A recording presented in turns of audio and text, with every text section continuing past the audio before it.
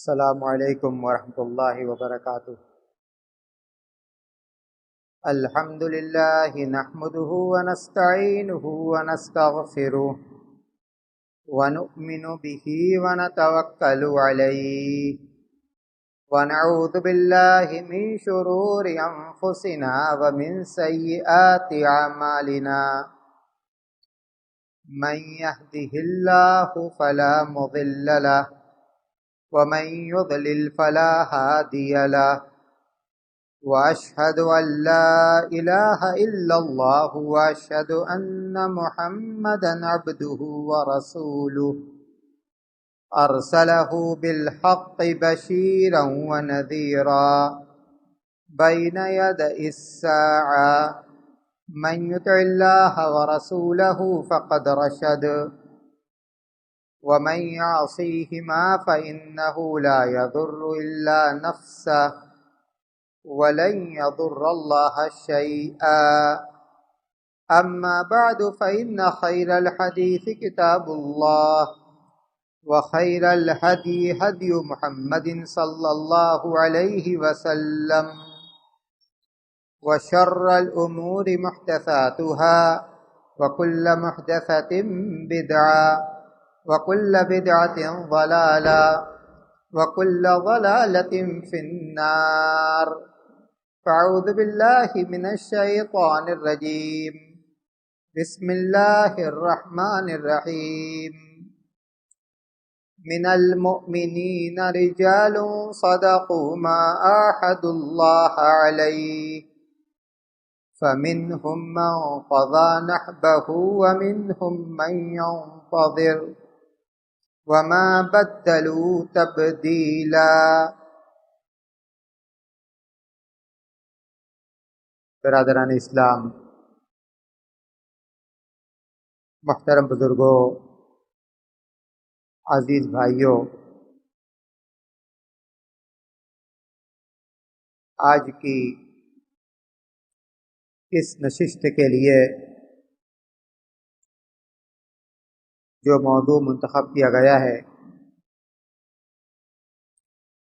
وہ مشہور صحابی رسول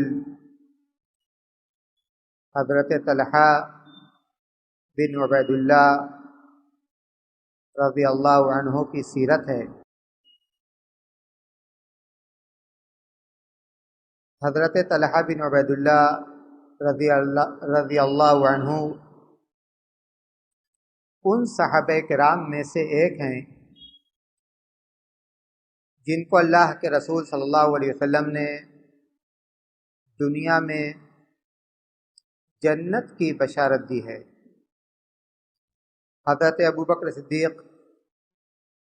حضرت عمر فاروق، حضرت عثمان ذو النورین،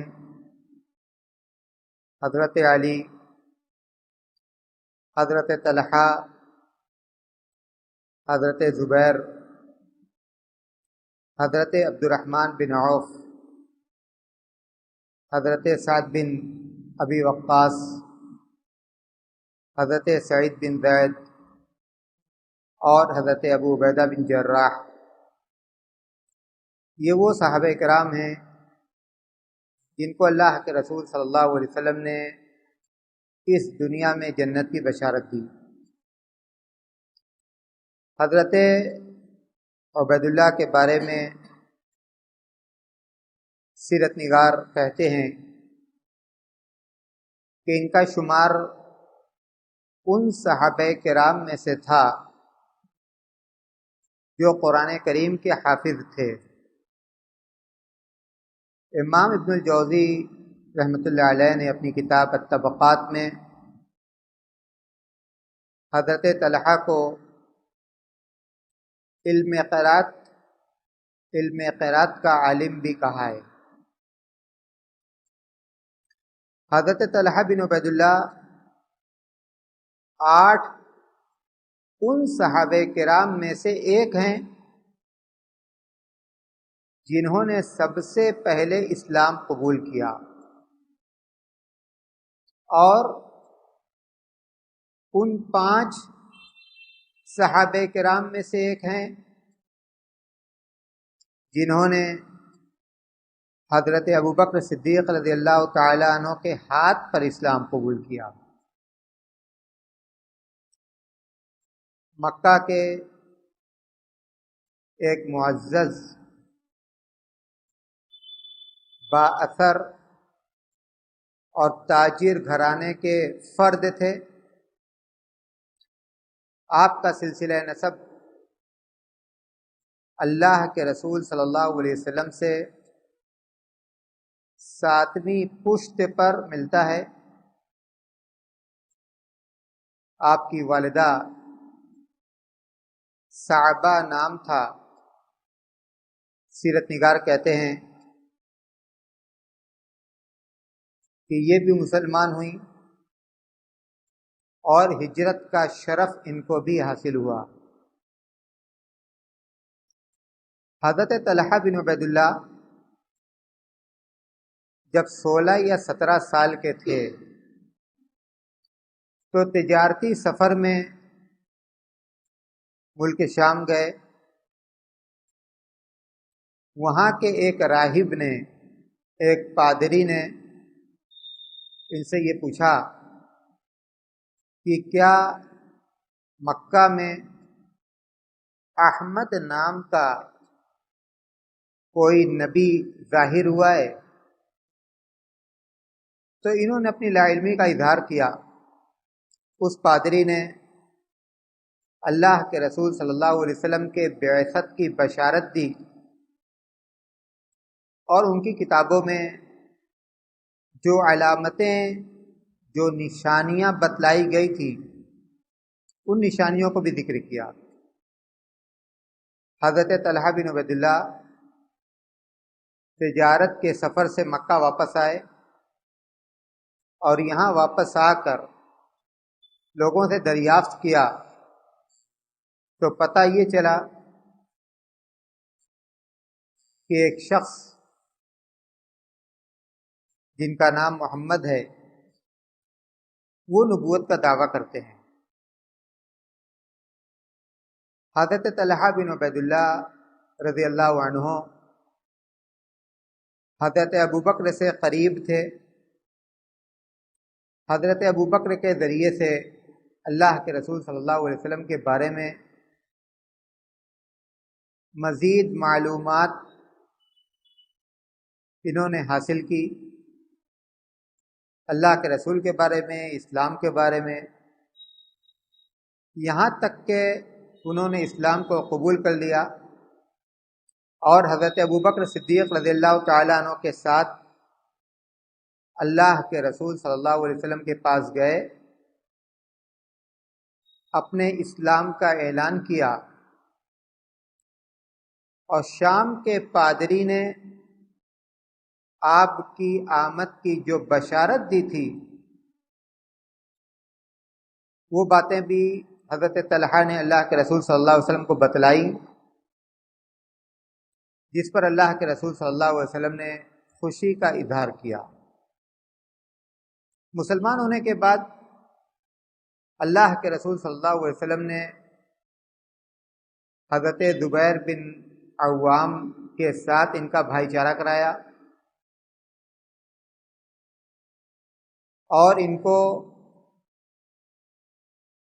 اپنے رشتہ داروں کی جانب سے اور دوسرے مشرکین کی جانب سے مخالفت کا سامنا کرنا پڑا۔ کہا جاتا ہے کہ ان کے ایک بھائی جس کا نام عثمان تھا وہ بہت سخت مزاج تھا۔ وہ ایک رسی میں حضرت طلحہ اور حضرت ابوبکر دونوں کو باندھ کر رکھتا تھا کہ یہ لوگ نماز نہ پڑھ سکیں۔ بعض سیرت نگاروں نے لکھا کہ نوفل بن خویلد نام کا ایک شخص جس کو قریش کا شیر کہا جاتا تھا، یہ کام وہ کرتا تھا، اور اسی لیے جب حضرت ابوبکر اور حضرت طلحہ دونوں ایک رسی میں باندھے جاتے تھے تو ان دونوں کو قرینین کہا جاتا تھا، دو ساتھی قرینین۔ اللہ کے رسول صلی اللہ علیہ وسلم کو جب اللہ کی طرف سے ہجرت کرنے کی اجازت ملی تو حضرت ابوبکر کے ساتھ اللہ کے رسول صلی اللہ علیہ وسلم مکہ سے مدینہ کے لیے نکلے۔ اس وقت حضرت طلحہ بن عبید اللہ اپنے کاروباری سفر سے ملک شام تھے، ملک شام سے واپس آ رہے تھے، اور اللہ کے رسول صلی اللہ علیہ وسلم اور حضرت ابوبکر مدینہ جا رہے تھے۔ راستے میں دونوں کی ملاقات ہوئی۔ حضرت طلحہ بن عبید اللہ نے اللہ کے رسول کو، حضرت ابوبکر کو تحفہ تحائف دیے اور یہ کہا کہ مدینہ والے بڑی بے چینی سے آپ لوگوں کا انتظار کر رہے ہیں۔ حضرت طلحہ بن عبید اللہ مکہ واپس آئے، تجارتی مصروفیات سے فارغ ہوئے۔ حضرت ابوبکر صدیق رضی اللہ تعالی عنہ کی فیملی کو ساتھ لیا اور اس کے بعد یہ بھی مکہ سے مدینہ چلے گئے۔ اللہ کے رسول صلی اللہ علیہ وسلم سے قریب تھے۔ جب غزوہ بدر کا موقع آیا تو اس غزوہ سے پہلے اللہ کے رسول صلی اللہ علیہ وسلم نے، جیسا کہ سیرت کی ایک روایت میں لکھا ہے، اللہ کے رسول صلی اللہ علیہ وسلم نے حضرت طلحہ اور حضرت سعید بن زید دونوں کو ملک شام کی طرف بھیجا کہ یہ لوگ معلوم کریں، یہ لوگ پتہ لگائیں کہ قریش کا قافلہ کہاں ہے۔ یہ لوگ مدینہ سے ملک شام کی طرف چلے گئے۔ اسی دوران غزوہ بدر پیش آیا جس میں یہ دونوں لوگ شریک نہیں تھے۔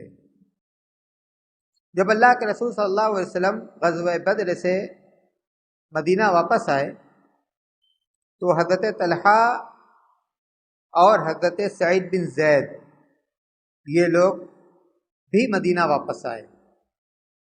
اللہ کے رسول صلی اللہ علیہ وسلم نے جس طرح سے بدر میں شریک ہونے والے صحابہ کرام کو مال غنیمت میں ان کا حصہ دیا، اسی طرح سے اللہ کے رسول صلی اللہ علیہ وسلم نے حضرت طلحہ اور حضرت سعید بن زید کو بھی دیا۔ حضرت طلحہ نے کہا کہ مال غنیمت تو ہم لوگوں کو ملا، لیکن جنگ میں شریک ہونے کا جو ثواب ہے، جو اجر ہے، ہم اس اجر اور ثواب سے محروم ہو گئے۔ اللہ کے رسول صلی اللہ علیہ وسلم نے فرمایا کہ نہیں، تم کو مال غنیمت ملا ہے اور تم کو اس جنگ میں شریک ہونے کا ثواب بھی ملے گا۔ دوسرا غزوہ احد پیش آیا۔ غزوہ احد کے بارے میں آپ جانتے ہیں کہ شروع میں مسلمان غالب آئے۔ غالب آنے کے بعد مسلمانوں نے یہ سمجھا، صحابہ کرام نے یہ سمجھا کہ اب جنگ ختم ہو گئی، مال غنیمت یہ لوگ جمع کرنے لگے۔ حضرت خالد بن ولید رضی اللہ عنہ اس وقت تک وہ مسلمان نہیں ہوئے تھے، پیچھے سے مسلمانوں پر حملہ کر دیا۔ یہ اچانک حملہ تھا، غیر متوقع حملہ تھا۔ مسلمانوں کی صفوں میں افراتفری پھیل گئی، لوگ گھبرا گئے، صحابہ کرام کی ایک بڑی تعداد شہید ہوئی۔ اللہ کے رسول صلی اللہ علیہ وسلم بھی اس جنگ میں زخمی ہوئے۔ جو صحابہ کرام اس جنگ میں ثابت قدم تھے، بعض سیرت نگاروں نے لکھا ہے کہ ان کی تعداد 12 تھی۔ ان صحابہ کرام میں ایک موقع پر صرف حضرت طلحہ بن عبید اللہ ایسے صحابی تھے جو اللہ کے رسول صلی اللہ علیہ وسلم کے پاس اور اللہ کے رسول صلی اللہ علیہ وسلم کے ساتھ تھے۔ اللہ کے رسول صلی اللہ علیہ وسلم کے لیے آپ کے آگے ڈھال بن کر کھڑے ہو گئے، ڈھال بن کر۔ مشرکین آپ کی طرف تیر چلاتے تھے، زرہ پہنے ہوئے تھے، تیر کو اپنی زرہ سے روکتے تھے۔ مشرکین اللہ کے رسول صلی اللہ علیہ وسلم پر تلوار سے وار کرنے کی کوشش کرتے تھے، حضرت طلحہ بن عبید اللہ اپنے ہاتھ سے مشرکین کے وار کو روکتے تھے۔ اسی میں آپ کی انگلیاں شہید ہو گئیں۔ صحیح بخاری کی روایت ہے کہ آپ کا ایک ہاتھ شل ہو گیا، تنہا زخم کھا رہے ہیں، چوٹ کھا رہے ہیں، اور اللہ کے رسول صلی اللہ علیہ وسلم کی حفاظت کر رہے ہیں۔ اللہ کے رسول صلی اللہ علیہ وسلم نیچی جگہ پر تھے، گڈھا جیسی جگہ تھی، آپ چاہتے تھے کہ آپ اوپر آ جائیں تاکہ مشرکین کے وار سے آپ کسی قدر بچ جائیں۔ 2 زرہ پہنے ہوئے تھے۔ سیرت نگاروں نے لکھا کہ بدن بھی قدرے بھاری تھا، چڑھ نہیں پا رہے تھے اللہ کے رسول صلی اللہ علیہ وسلم۔ حضرت طلحہ بن عبید اللہ جھکے، اسی زخم کی حالت میں جھکے، اور اللہ کے رسول صلی اللہ علیہ وسلم سے کہا کہ آپ میری پشت پر بیٹھ جائیے، اس کے بعد آپ اس اوپر کی جگہ پر چڑھ جائیے۔ حضرت ابوبکر صدیق رضی اللہ تعالی عنہ جب غزوہ احد کا ذکر آتا تھا تو کہتے تھے کہ یہ دن طلحہ بن عبید اللہ کا دن تھا۔ جو فدائیت، جو جانثاری طلحہ بن عبید اللہ نے اس دن دکھلائی، اس کی مثال نہیں ملتی۔ اسی لیے اس موقع پر اللہ کے رسول صلی اللہ علیہ وسلم نے حضرت طلحہ بن عبید اللہ کو طلحہ الخیر کا لقب دیا تھا، طلحہ الخیر کا لقب۔ مسلمان اس غزوے سے مدینہ واپس لوٹے، اللہ کے رسول صلی اللہ علیہ وسلم مسجد نبوی کے ممبر پر ہیں، اور آپ نے قرآن کریم کی یہ آیت کریمہ من المؤمنین رجال صدقوا ما عاهدوا اللہ علیہ فمنهم من قضى نحبه ومنهم من ينتظر وما بدلوا تبدیلا۔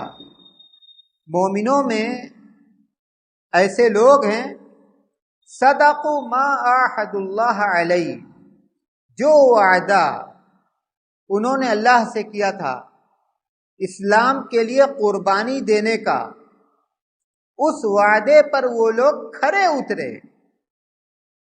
فَمِنْهُمْ مَنْ قَضَى نَحْبَهُ، بعض لوگوں نے تو اپنا وعدہ پورا کر دیا، شہادت سے سرفراز ہوئے، اور بعض ایسے لوگ ہیں مَنْ يَنْتَظِرُ، جو موقع کے انتظار میں ہیں۔ وَمَا بَدَّلُوا تَبْدِيلًا، اللہ سے کیا گیا وعدہ، اس وعدے سے وہ پیچھے نہیں ہٹے۔ اللہ کے رسول صلی اللہ علیہ وسلم نے جب یہ آیت کریمہ منبر سے تلاوت کی تو روایتوں میں آتا ہے کہ ایک اعرابی مدینہ کے باہر سے آئے تھے، انہوں نے اللہ کے رسول صلی اللہ علیہ وسلم سے پوچھ لیا، اللہ کے رسول، اس آیت کریمہ میں جن خوش نصیب لوگوں کا ذکر کیا جا رہا ہے وہ کون سے لوگ ہیں؟ حضرت طلحہ بن عبید اللہ اس وقت مسجد میں آ رہے تھے، جسم پر 2 ہرے رنگ کا کپڑا تھا۔ اللہ کے رسول صلی اللہ علیہ وسلم نے حضرت طلحہ بن عبید اللہ کو آتے ہوئے دیکھا تو آپ نے کہا کہ طلحہ بن عبید اللہ بھی انہی لوگوں میں سے ہیں۔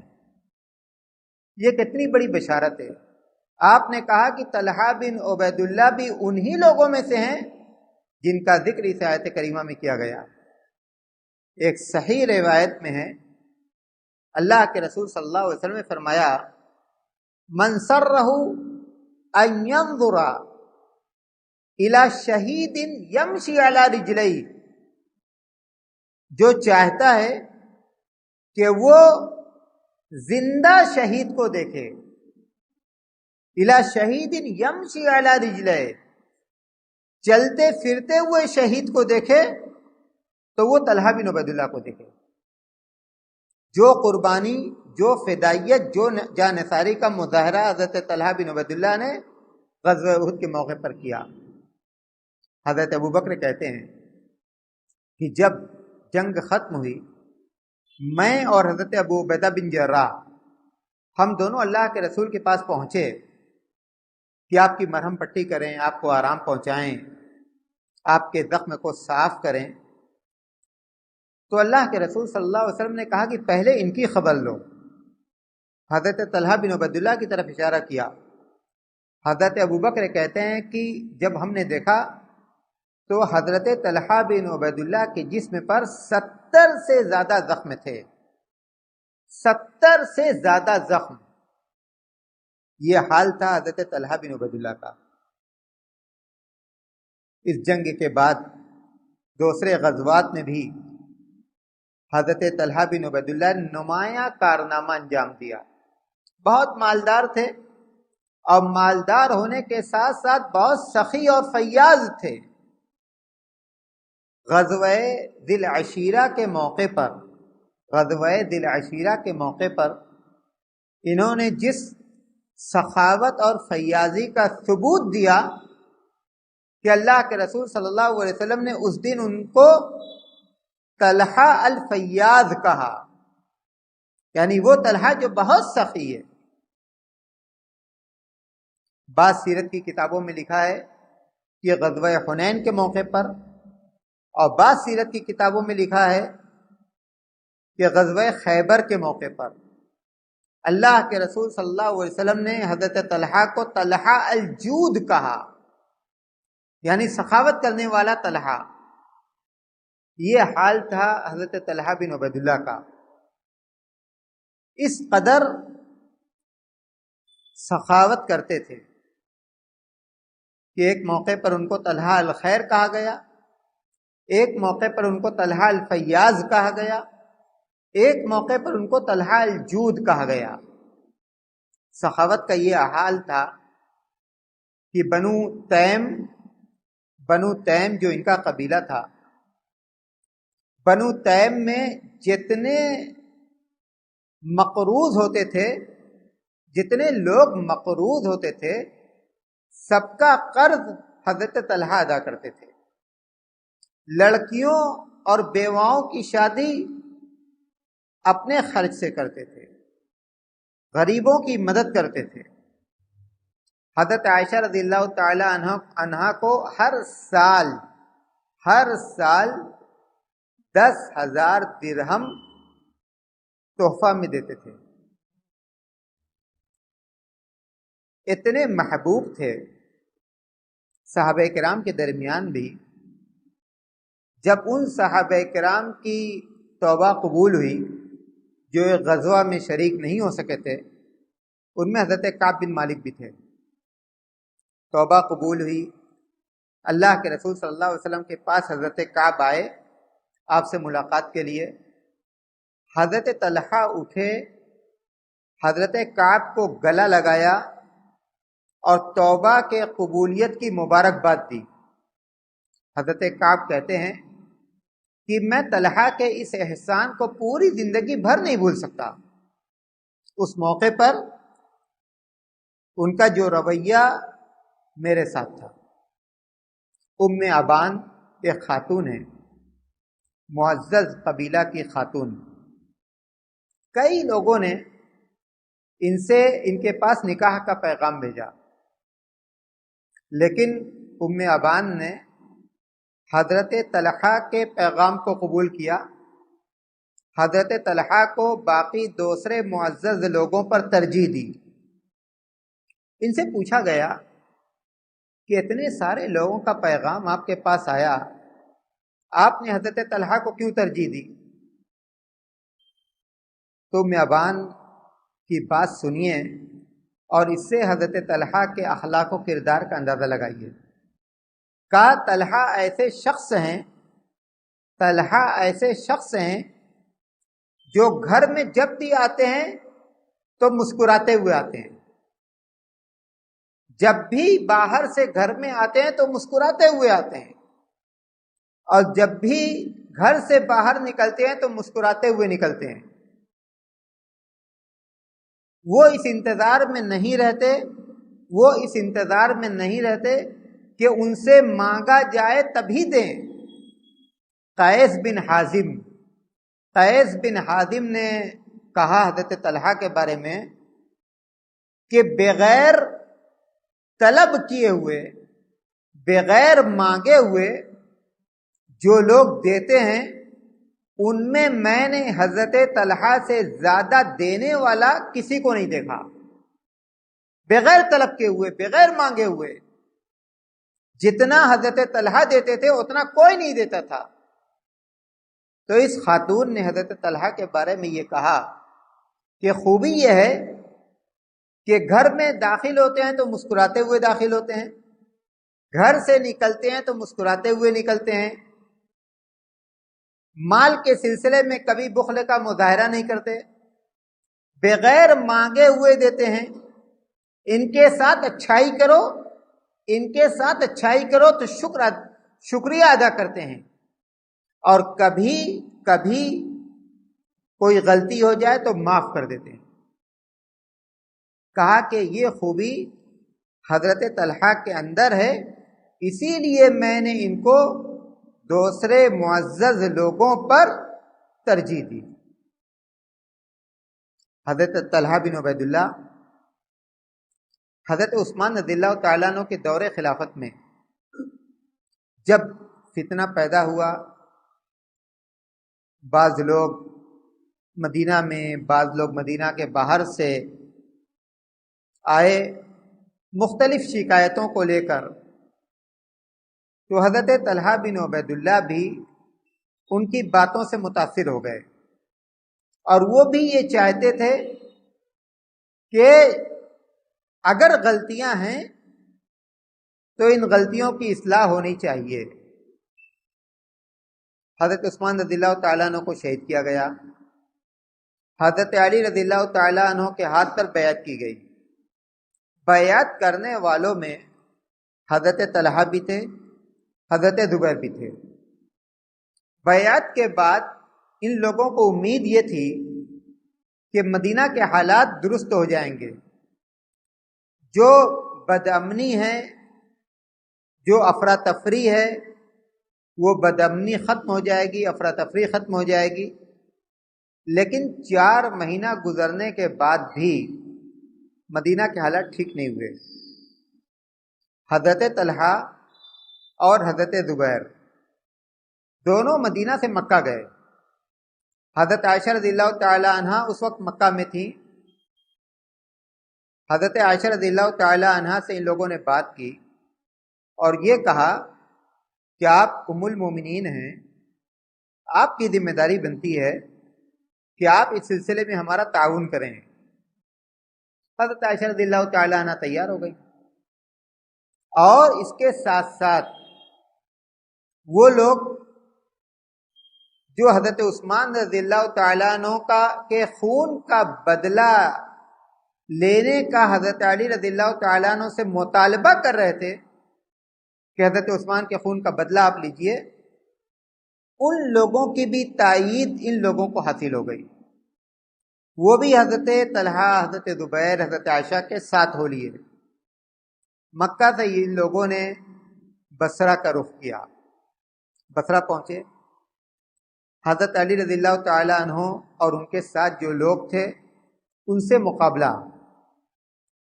2 فوج ایک دوسرے کے آمنے سامنے، جنگ جمل کا موقع۔ حضرت علی رضی اللہ تعالی عنہ نے حضرت زبیر، حضرت طلحہ ان لوگوں سے بات کی، کہا کہ یہ آپ لوگوں کے شایان شان نہیں ہے، آپ کا تو دین کے اندر بہت بڑا مرتبہ اور مقام ہے، آپ لوگ دوسروں کے بہکاوے میں آ گئے۔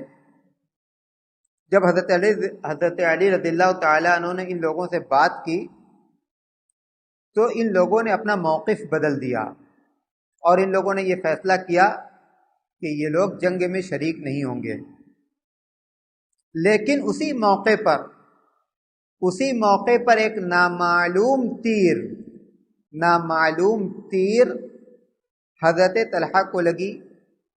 بعض روایتوں میں آتا ہے کہ مروان بن حکم نے یہ تیر ماری تھی، اور وہ زخم اتنا گہرا تھا کہ حضرت طلحہ ٹھیک نہیں ہوئے، اور اسی موقع پر وہ شہید ہو گئے۔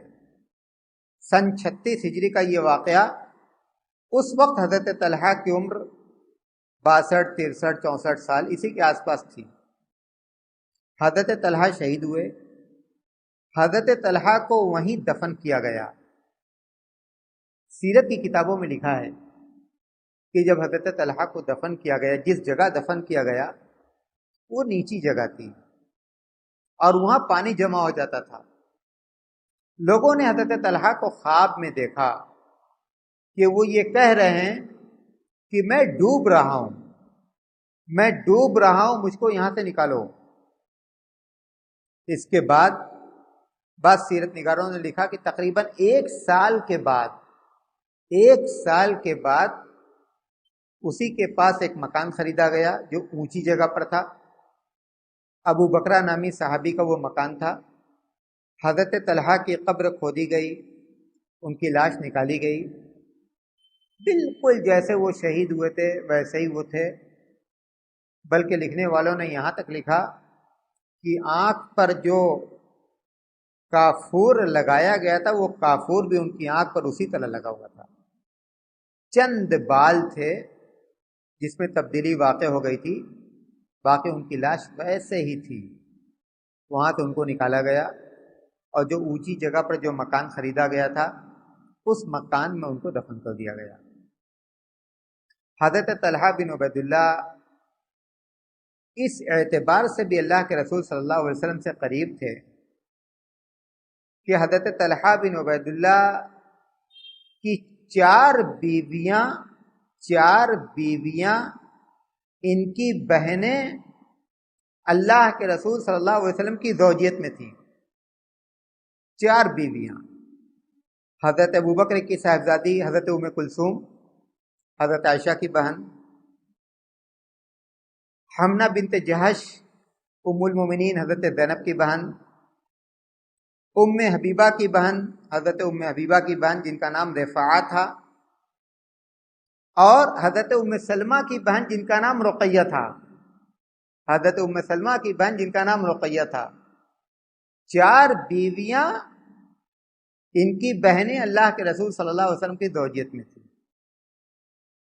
حضرت ابو طلحہ کے کئی بیٹے تھے، روایتوں میں آتا ہے کہ ان کے 11 یا 12 بیٹے تھے اور شاید 4 بیٹیاں بھی تھیں۔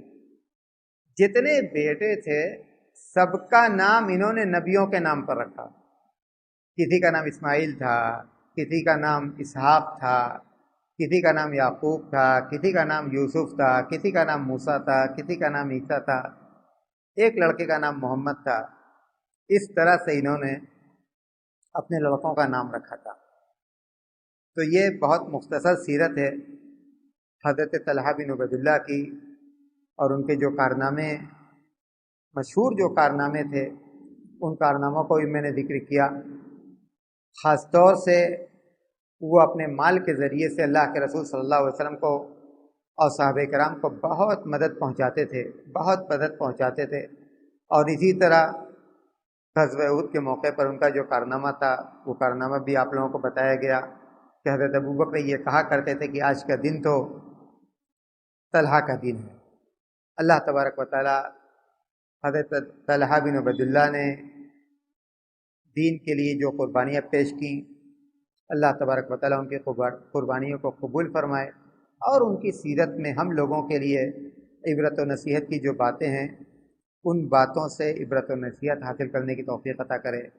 آمین۔ وآخر دعوانا الحمد للہ رب العالمین۔ والسلام علیکم ورحمۃ اللہ وبرکاتہ۔